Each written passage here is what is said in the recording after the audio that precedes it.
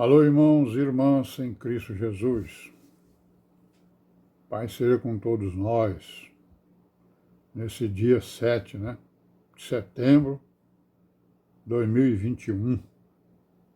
E graças a Deus, estamos vivos e perseverantes, irmãos? Aqui procurando aí o caminho das virgens prudentes, procurando, a obediência à palavra, o entendimento, a boa consciência, para podermos agradar ao nosso Deus, Porque foi para isso que nós nos inscrevemos. Nós nos inscrevemos para fazer a vontade do nosso Deus, Não fazer a nossa vontade, fazer a vontade dele. Esse é o, digamos assim, o princípio fundamental, da igreja,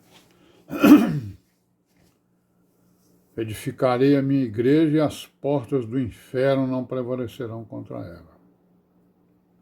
A minha igreja, a minha congregação, Então, quem se inscrever nessa congregação sabe que ele se inscreveu para executar, na sua vida, a vontade do Deus vivo, o Deus que criou os céus e a terra e tudo que neles há.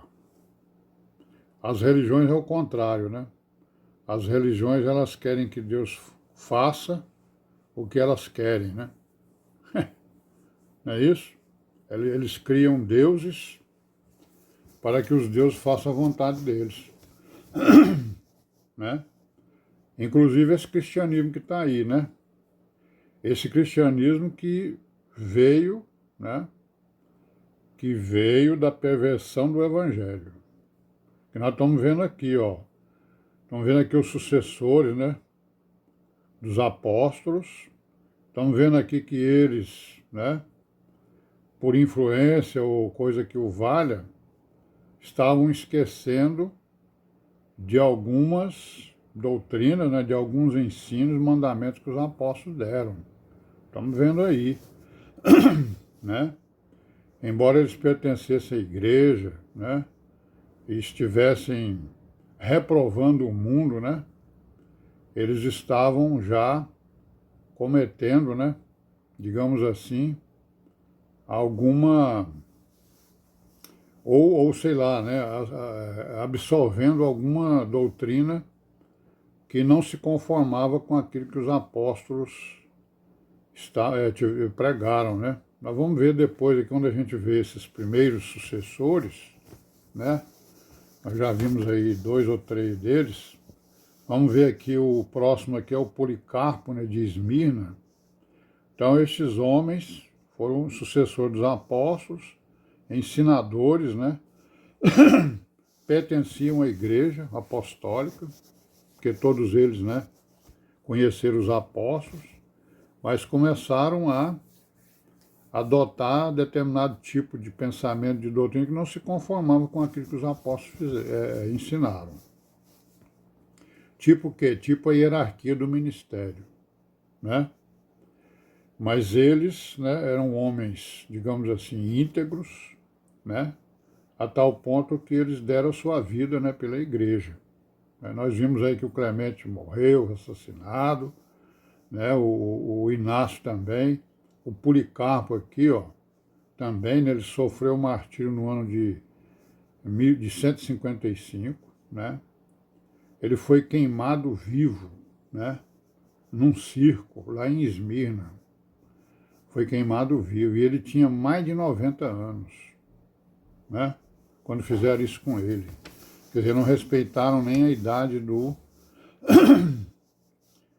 não respeitaram nem a idade do Policarpo. Por que ele foi morto? Porque ele, na verdade, ele estava reprovando, a idolatria, estava reprovando, as obras do diabo, conforme exatamente nós podemos ver aí nos seus escritos,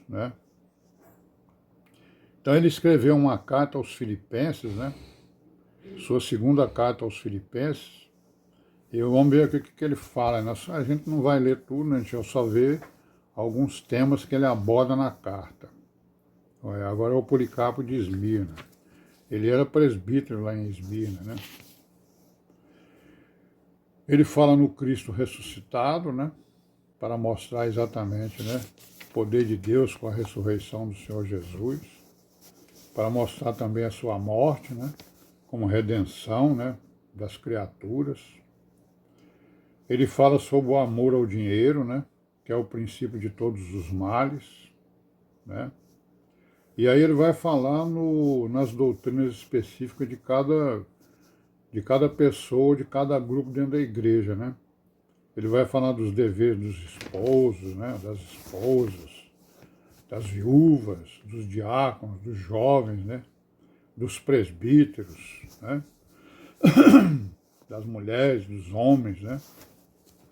Enfim, ele fala de todos esses deveres, de todas essas pessoas, de todos esses grupos dentro da igreja, né. Vai falar também dos ensinos falsos, que já estavam aparecendo na igreja, né. Estava aparecendo vários ensinos falsos, que nós já vimos um deles aí, que é o docetismo, né? Docetismo dizia o quê? Aqueles que defendiam o docetismo, que diziam que Jesus Cristo era uma visagem, né? Ele nunca existiu, né? Ele era uma aparência, né? Ele não era um homem, né? E aquilo que viram nele era apenas uma aparência. Ele sofreu em aparência, morreu em aparência, ressuscitou em aparência. Quer dizer, nada foi real, né? Tudo foi ilusão. Que ensino terrível, né? Para negar, né, a redenção, negar o Filho do Deus vivo, né? Que veio aqui só para fazer a redenção. E a redenção é com certeza, né, o maior evento de toda a criação. O maior evento de toda a criação é a redenção. Porque essa redenção é o grande mistério, né, do Deus vivo, que mostra o seu amor, né, e também o seu Filho Jesus Cristo. Mostra o seu amor para com as criaturas dele, né, que mostra o resgate, né. Aqui é feito o resgate de toda a criação.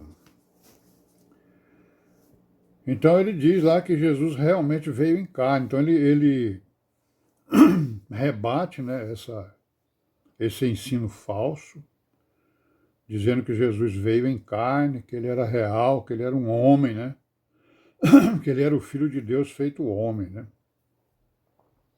e da necessidade da igreja de imitar a Cristo, né. A igreja deve imitar a Cristo e buscar a mente de Cristo para se aperfeiçoar, né, no amor fraternal, né, na caridade, no amor, né. Então, de certa forma, ele repete um pouco os ensinamentos do apóstolo João, né, certo? O Policarpo, né. Então, sobre o Policarpo é isso aí. O próximo, né, a próxima pessoa que nós vamos ver aqui é o Hermas, né. O Hermas, ele compara a igreja com uma torre, né? A construção de uma torre. Nós vamos ver aí que ele teve várias visões, né? Ele descreve essas visões. E um dos temas que ele aborda é que Cristo é o Salvador, né?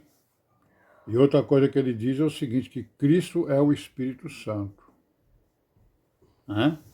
Cristo é o Espírito Santo. Quer dizer, Cristo é o Filho do Deus vivo, né?